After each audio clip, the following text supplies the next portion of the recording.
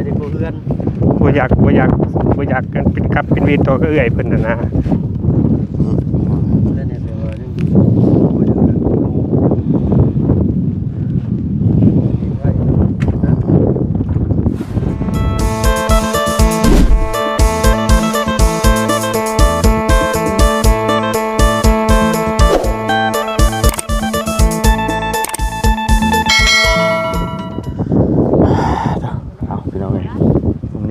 เย็นจับนั่งอยู่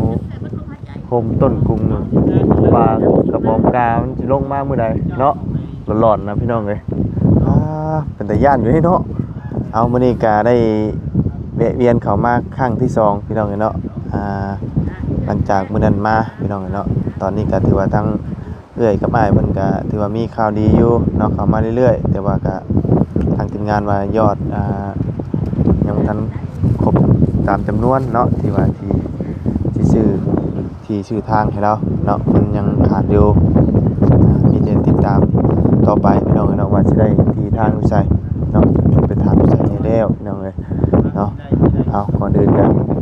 สบายดีและสวัสดีเพื่อนพี่น้องกันเบิดสุขคนพี่น้องกันเนาะพบเจอกันมื้อนี้ก็อยู่กระตุบน้อยคอยทางเนาะทางกระตุบน้อยของไอ้อะเนาะกับเอื้อยเพิ่นที่ว่าอาศัยอยู่เถียงไห้เถียงหน้าที่ดินที่ดอนเพิ่นเนี่ยพี่น้องเนาะทางเอื้อแล้วก็ทางประจันเพิ่นกำลังสอบถามอยู่พี่น้องเลยแต่ที่นี่เราก็เป็นห่วงหลายอย่างเนาะเรื่องเวลาเราบ่อยู่พี่น้องเลยน้องไปตักน้ำพี่น้องเลยน้ำสร้างเนาะบ่ยังบ่ได้ไปเบิ่งเทื่อเลยเดี๋ยวมื้อนี้แหละพี่น้องเลยสิลองให้เราพาไปเบิ่งพี่น้องเลยเนาะว่าเรา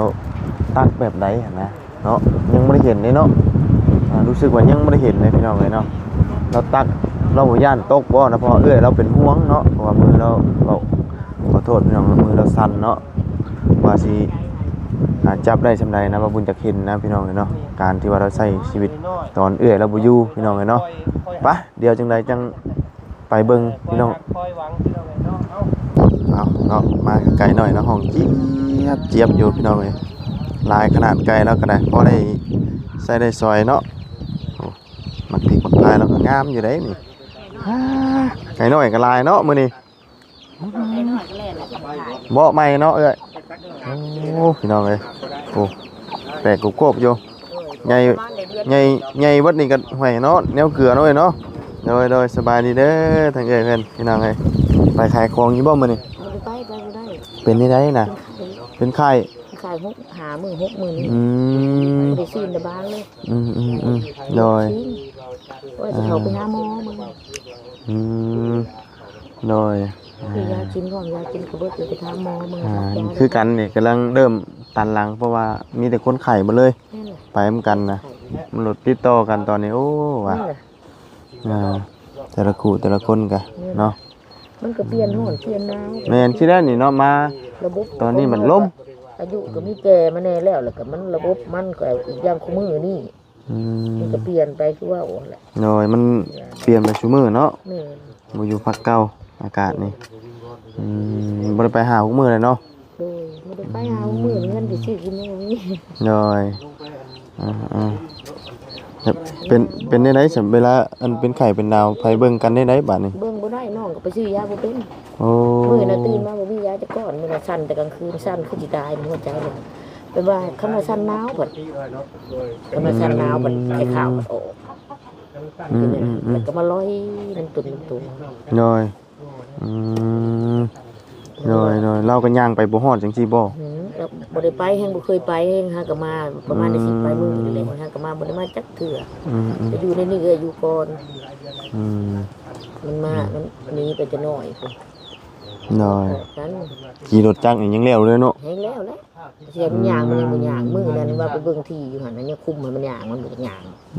สิย่างหอดบ่แล้วคุมมันไปมื้อนั้นบ่ไปมันบ่แลคุมมันไปแต่บัดนี้คืออันแล้วว่าเวลาเจ้าบ่อยู่ไปตักน้ำตักในได้ซะตักเอาไว้นะเราเอาใหญ่จังได๋ซะอันเวลาเราไปตักเวลาเจ้าบ่อยู่ตักงั้น กูอันนี้มันเอาเทละครึ่ง อืม มันเอาเสือกย้อนลงไปมันเอาเทละครึ่งมันก็ว่าเทแล้วมันจะอาบ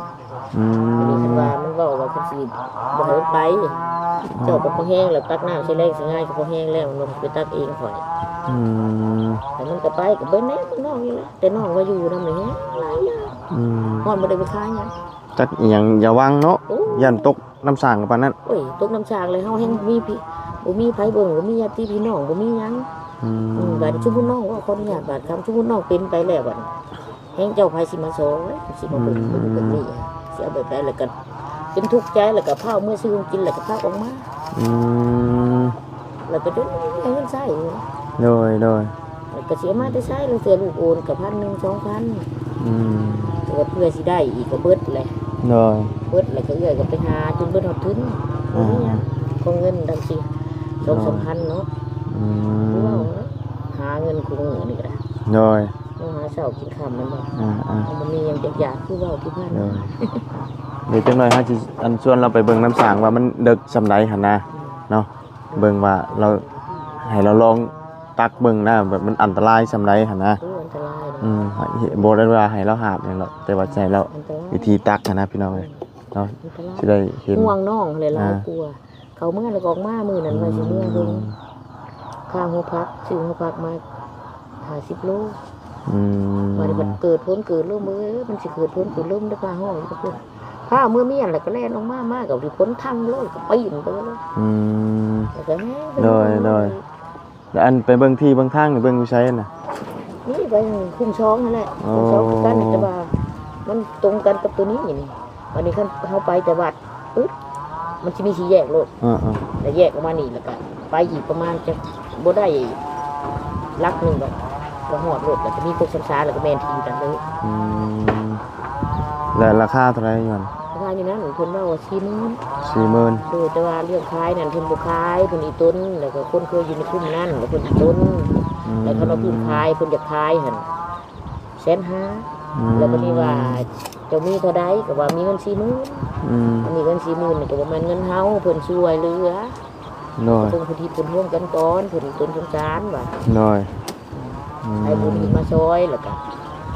เพิ่นก็สิแบ่งเพิ่นแต่เพิ่นแบ่งซ้ำ40,000เด้อเพิ่นบอกว่าแม่นผู้อื่นก็บ่แบ่งแล้วเพิ่นว่าอีต้นกันนี่แหละเพิ่นว่าก็เลยแบ่ง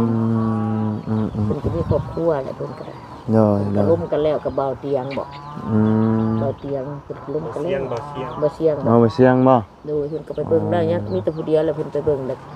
นั่นเพิ่นยังเพิ่นไป อืมโดยเนาะเอาเราก็บ่สบายถือว่าบ่ได้ไปช่วงนี้เนาะ เพิ่นก็ว่าสิไปหาหมอแล้วมื้อนี้ว่ามันหนักแฮงแล้วมันไปบ่ได้เด้อเช้าเหมาะยาใส่แต่คืนนี่ตื่นเช้ามันช่วงแล้วก็คานไปตักน้ำผู้ที่ได้6 7หาบบัดนี้เครื่องกระเต็มกะลางกระเต็มวันนี้ได้มันหนักแล้วก็บ่ได้ตักแล้วอยู่ไปก็หา ต้องไปตักน้ำมาไว้เนาะนี่เต็มเบิดแล้วนี่เนาะแต่ว่าคุนี่บ่อันอ้ายเวลาเจ้าไปน่ะทางน้อยๆนี่บ่โดยสบายดีอ้ายว่าสิชวนเจ้าไปเบิ่งอันน้ำสางอยู่เด้นี่ ได้ ได้อยู่เนาะ ได้อยู่ค่อยๆไปได้บ่บุญไปไวบ่ได้เลย โดยแบบว่าเฮาอยากฮู้นะว่าการที่ว่าเจ้าไปเฮ็ดเวลาเอื้อยบ่อยู่หั่นนะ โดย มันอันตรายส่ำใดหั่นนะ ไปอันนี้บ่นี่ เอาไปนี่น่ะบ่ได้ไกลเนาะเอาแบบกระถางน้อยๆนะไปให้เราสาธิตให้เบิ่งกันนะ บุญบัดป้าเพิ่นเนาะ โดยสบายดีว่าเพิ่นพี่น้องเอ้ยไปเอาโดยอันนี้บ่เชือกนี่บ่อ๋ออันนี้ ไปนะบ่ บ่ไปก็ได้ว่าเป็นอย่างไรนะครับไปกับเราก็ได้เนาะอันนี้คือลองการที่ว่าเวลาง่ายเราอยู่ผู้เดียวพี่น้องเนาะว่าเสียดได้หั่นนะเนาะเราก็อยากเห็นหั่นนะย่างก็ซ้ำนี่ได้เนาะ โดย แต่ละเทื่อกินข้าวกินน้ำได้บ่อ้ายมื้อนี้ ข้าวเช้ากินแล้วกินแต่เช้า อ๋อ ข้าวเที่ยงยังบ่ได้กิน โดยมาบุญแวะซื้อกับข้าวมาฝากอยู่เดี๋ยวอันไปเบิ่งน้ำสางแล้วก่อนพี่น้อง แต่ขานี่ยังมันรู้สึกอยู่เนาะไอ้เนาะ โดย แต่มือนี่ก็รู้สึกแต่ว่ามันสั่นนี่มันเนาะ แต่ก็มีรู้สึกเก่าแหละแต่ว่ามันสั่น เนาะ น้ำสร้างเพิ่นก็ มีเด้นี่นะคือสิแม่นนี่วะ 500 โดย 500 เมตร300 400 เมตรผมจักเนาะ ไผ มันต้องสร้างเสร็จแล้วคงอยู่นี่เนาะ นี่ โอ้คิดว่าต้นไม้พุ่นพี่น้อง อ๋อ ขออภัยหลายๆเนาะ ประมาณ60 เมตรเนาะ ไกลต้องมาตู้อ้ายเพิ่นนี่ก็ห่วยเฮ็ด อันนี้ของหยังบัดนี่ ลมเนาะขนาด อ่า คนเล็กเด้นี่ยาเพิ่นคนเล็กเนาะภาพเลย อันนี้คือการที่ว่าเอื้อยบ่อยู่เนาะ โดย อ่า อยู่ผู้ค้าก็มาอาบอยู่พี่ เอาอาบมาคือกันบ่ โดย แต่ว่าเพิ่นมาอาบพี่ ตักอาบเอง ใส่ชื่อนะผมเนาะใส่ซอยในผู้เฮือน บ่อยากกันเป็นกับเป็นเวรต่อก็เอื้อยเพิ่นน่ะนะให้เพิ่นตักน้ำให้อาบก็สิพูดแต่พอซอยตัวเองได้ก็ผู้ค้าก็ซอยตัวเองไปบ่อยากเป็นกรรมเป็นเวรต่อกันหลายกว่านี้ซ้ำนี้ก็เป็นกรรมเป็นเวรมาพอแล้วนะ นี่น้ำสร้างเนาะ โดย เอาเลยเนาะบ่บุญเนาะ โดยโอ้นี่น้ำบ่เลิกปานใดเนาะ แล้วคนใส่รู้เนาะ อ่ากินน้ำบ่นี่อ่ะ โดย อ๋อ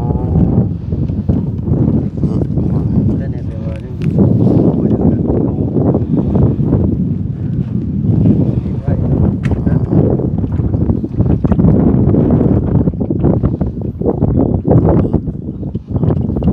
มือเราก็บ่ค่อยแห้ง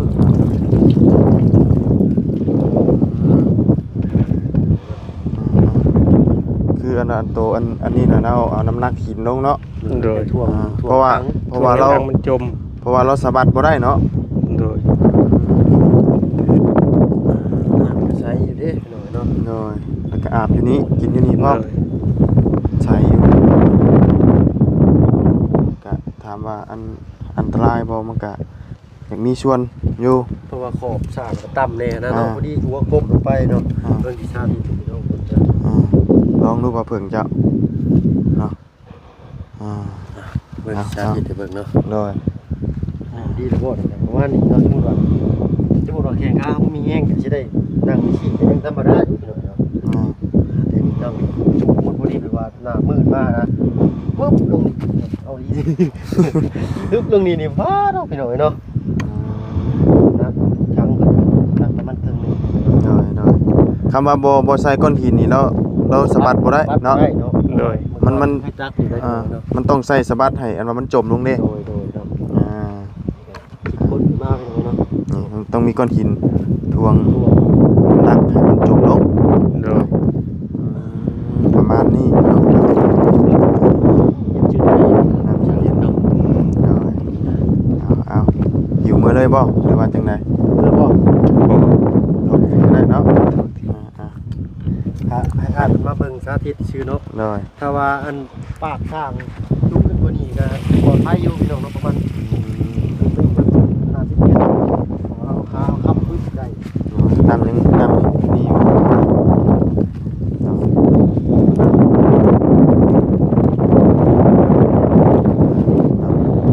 เย็นหมองเรามาตักน้ำเวลาแต่ว่าเวลาอยู่ก็แม่นได้มาอาบนี่คือเก่าเนาะ โดยมาอาบคือเขา คือหมายเราบ่อยากให้เอื้อยตักน้ำให้อาบ แต่ว่าตักใส่ช้อยในครัวเรือนนี่แม่นเอื้อยเพิ่นตัก โดย ไปไว้ให้เนาะบ่ได้ล้างถ้วยล้างชาม โดย ใส่ของถูกของกินบ่ได้กิน โดย นั่นล้างมือล้างไม้หน่อยนึงพี่น้อยเนาะ โดย แต่ว่าอาบใช้น้ำลายกันก็ตักอาบเอง ไปซะเนาะเห็นไหมเอาหิวก็ได้มัน บ่บุญผู้ค้าหิวเองก็ได้ โดย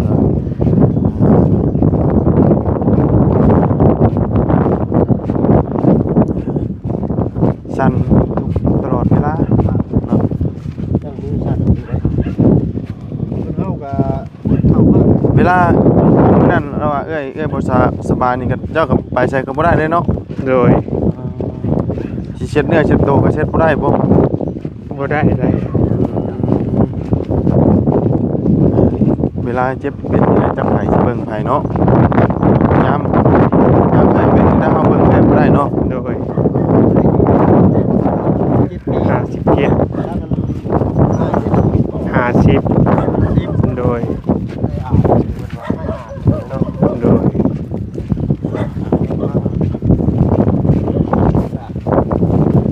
ลม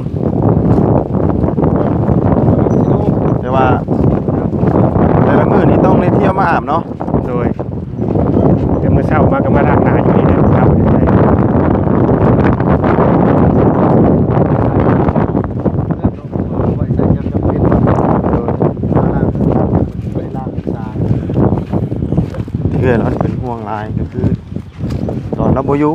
โดย แต่ว่าอันนี้น่ะเว้าง่ายเราก็ยังเนียมเบิ่งอยู่นะเวลาไปอาบน้ำเนาะ โดย อาบยังนั่งลงนั่งนะเราก็นั่งนี่อย่างเนี้ยเบิ่ง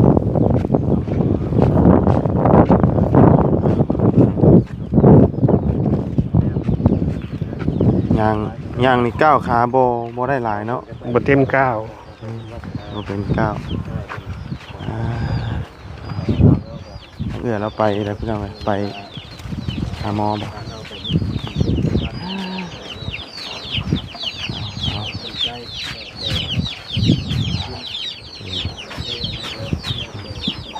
นี่มองหนึ่งเข้าบ่ โดย ก็หนึ่งอยู่เทิง หนึ่งถ้ามันลมแห้งก็ลงมาดังอยู่พี่ถ้ามันบ่มีลมก็ดังอยู่เทิง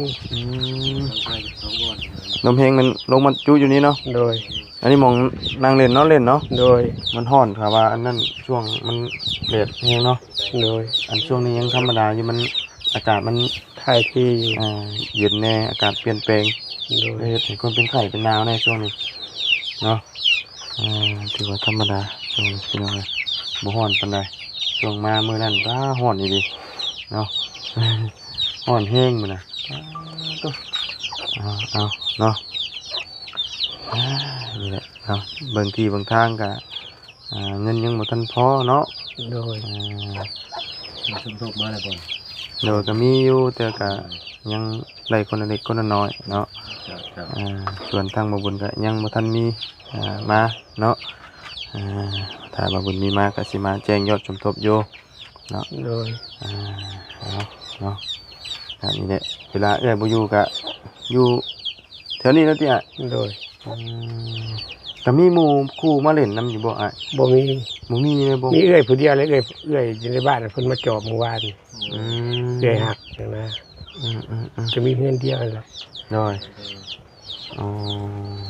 ยันว่าคนแบบว่ามาเบิ่งงัวเบิ่งควายตอนนั้นยันว่าผ่านรถขี่รถผ่านมาจังซี่นะ ก็มีผู้อื่นใส่อยู่ อื บ่มี ม อยู่ เอิ้นถามเอิ้นหยังอยู่เนาะ โดย แต่ว่าสิมานั่งแบบเล่นน้ำตลอดก็บ่ค่อยมีเนาะ บ่ค่อยมีแล้วต่างคนต่างทำมาหากิน โดยเอาน้ำในนี่ทางเอื้อละตักไว้เบิดแล้วเนาะ โดย มีแต่ถ้าเราสิไปอาบมันเอาคุโตอันว่าเราเตรียมใส่ก้อนหินไว้เนาะ โดย ไปทางนั้น ทางเฮาก็สิขอตัวลาก่อนเด้อขอบคุณ โดยโอเคนั่งเลยแล้วกันไหวหน่อยเนาะ โดย เมื่อยยืนหลายเนาะ โดยยืนไล่มันก็สั่นแห้งกว่าเก่า โอ้ยิ่งเขายืนหลายยิ่งชันเฮงเนาะ โดย ว่าไงเอ็นเขามันสิเข่งไปเลยเนาะ โดย โดยมือนี่ชันอย่างเดียว สั่นอย่างเดียว มันแบบว่ามันบ่อยากหยุดได้เนาะ โดย มันมีจังหวะช่วงไหนในไอ้มันจะว่าเฮ็ดให้หยุด ถ้าเขาอยู่แบบปกติดนๆมันก็หยุด หยุดกระโบดนดอกประมาณ4-5 นาที10 นาทีประมาณคาถาว่ามียังแบบว่าแบบเห็นเขาตกขมาทีมันก็สั่นอีกแล้ว ตกใจใช่ป่ะ โดย โดยขนาดเวลาเรากินข้าวมันก็ยังชันแมันบ่ โดย โดยอันนี้ก็คือว่าแห้งขึ้นเรื่อยๆนะเนาะ โดย คือบ่ได้แบบว่าลดผ่อนเนาะ โอ้ โดยเอาเนาะหนึ่งทีหนึ่งทางก็ฟังไปเรื่อยๆหน่อยเนาะ โดย ก็มีแต่อยู่นี่แหละเราก็ไปใจบ่ได้เนาะเรื่องน้ำเรื่องในก็ถ้าขมังข้างคาดิก็แมันได้ไปตักเนาะ โดย ได้ไปตัก ได้ไปตักกันแล้วก็ว่าบ่มีแท้ก็ได้ไปตักหิวมาแหละเครื่องทัง เครื่องถังเนาะซ้ำตักที่นี่เนาะ โดย ซ้ำเอามาได้เนาะ ก็ตักหลายเทื่อเอา โดยตอนหิวมายังใครอยู่ลมกับมันบ่ได้ตกอย่างกับตอนตักนี่เนาะ โดย ว่าบาง ก็แล้วแต่ว่ามันติกรรมแต่เวรแล้วบ่วุ่นเลยก็ถ้าว่ากรรมเวรเฮามาฮอดจุดนั้นแล้วก็จำเป็นไปก็ไปแล้ว โดย ก็ถือว่าพ้นเวรพ้นกรรมไป โดย ตอนนี้ถือว่าอยู่ใส่กรรมผู้ค้าคิดว่าสิได้บ่วุ่นเลย โดย ตอนนี้ถือว่าอยู่ใส่กรรมซื้ออยู่ใส่กรรมไปก่อนเฮายังมีกรรมอยู่ โดย ถ้าว่าวันนั้นมาถึงมื้อใดก็ถือว่าเฮาวิตกรรมแล้ว โดย หรือว่าให้ดีให้เศร้ากับเฮาวิตกรรม อืม ถ้าบ่ให้ดีให้เศร้าเขาตายไปว่าง่ายที่ก็ถือว่าวิตกรรมแล้วเบิดกรรม ตอนนี้ยังใส่กรรมอยู่ โดย ค้าคิดแบบนี้ได้ขอโทษขออภัยมันหลายสีทั้งหลายบอกความจริงอันนี้นะ โดยก็ทุกคนเฮามีกรรมทุกคนอยู่แล้วเนาะ โดย ว่าเรื่องกรรมนี่ขึ้นอยู่กับมันสิมารูปแบบใดเนาะ อยู่ใส่กรรมไปก่อนเขายังมีกรรมหลาย โดย ถ้าว่าวันนั้นมาถึงแล้วเขาก็วิตกรรมแล้ว อืม ผู้ฆ่าเชื่อนี่เป็นในกรรมเพราะว่าผู้ฆ่าชื่อศาสนาพุทธ โดยเอ้าจังไดก็เป็นกำลังใจให้ได้เด้อ โดย โดยสู้ๆกันนะ โด เนาะ ย จังไดจ้ะป้าเดี๋ยวเฮาไปเอาอันแนวกินมาให้ก่อนเด้อฉันเด้อ โดย คืออันนั้นจักเอียงเนาะไก่ก็ขึ้นเชื่อเนาะไก่ขึ้นอันนี้ยามตอนขึ้นเอาลงมาอันนี้นะ โดย ผ่านี่ได้ โดย ยามตอนค่ำตอนขึ้นน่ะเอาลงเนาะถ้าว่ามันห่อนกับหมอลงเลยเนาะ ห้อนก็บ่เอาลงแล้ว บ่ไหวเลยเนาะ แล้วแต่เอื้อยเพิ่นแล้วเพิ่นนอนอยู่นี่เด้อเอื้อยเพิ่นนอนอยู่นอกผู้ค้านอนอยู่ข้างในเพิ่น เจ้ามันนอนอยู่ข้างในเนาะ โดย อ๋อโดยอันนี้ได้เด้อ โดย อ่า บุญขอบคุณในรายเด้อบ่เลือคุณเด้อ โดยลาบกับเมียงต้มบักเก่งเนาะกับพวกชื่อพอได้กินเนาะตอนเที่ยงนั้นก็ได้กินเนาะ โดย ใบใช้หอยใบใช้หอยไว้อันนี้ก่อนเนาะไม่ค้านบ่นี่น่ะ ไม่ค้าน ไม่ค้านรุ่นอันว่าไม้อันนี้เด้อบ่แม่นไม้ไผ่ไม้หยังเนาะไม่กลมเฮ็ดเอาเนาะป้าจะขึ้นเทิงบ่ได้สะอายบัดนี้เนาะเอาสิเมื่อป้าได้เด้อ โดย ไปทางอื่นต่อ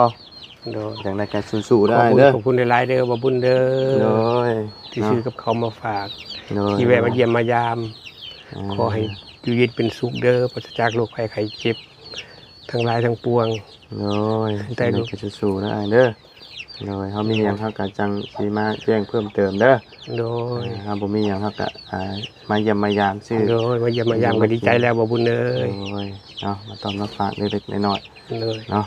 ป้าสบายได้เด้อสบายดีได้เด้อ โด เนาะ ยสบาย โอ ดี เคเนาะพี่น้องเอ้ยขอไม้ครับก่อนมันก็จักรจันทร์ห้องได้บาทนี่เนาะหอนยามเป็นจันทร์ห้องเลยเงินเลยนี่แหละต้นกล้วยหัวจิงไข่เนาะพอได้ใช้เจียวพักหัวหอมกันแต่ว่าไก่สะบ่ได้เนาะปลูกยังกันนี่มักพริกก็ยังคันได้ออกมาลมเริ่มมาเลยเนาะมาแห้งมาในนี่ป้าอยากชิว่าบ่ำแน่นี่นะเอามาได้จนออกจนชิเบิดเนาะใส่เสือกจองไว้อยู่นะฮะเนาะใส่เสือกจองทับอันว่า